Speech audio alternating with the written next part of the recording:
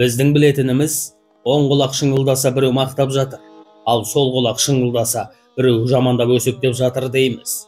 Негізінде олай емес екен. Құлақ неге шыңылдайды? Мұхаммед пайғамбар миғраж сапарында алып бәйтеректі көреді. Ағаштың жапырағына сан жетпейді. Әр жапырақта өмір сүріп жатқан адамдардың аттары жазылыпты.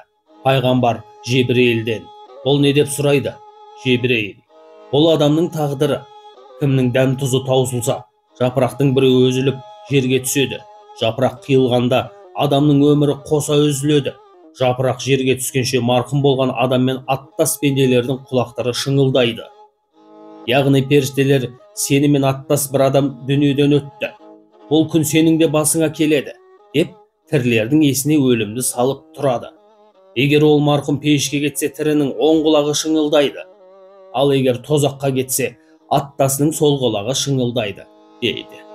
Пайғамбар миғраждан қайтқан соң үмбеттерін жинап алып, оң құлақтарың шыңылдаса, Субханалла деп айтыңдар. Сол құлақтарың шыңылдаса, Астапыралла деп тәубе етіңдер, деп өсиет айтыпты.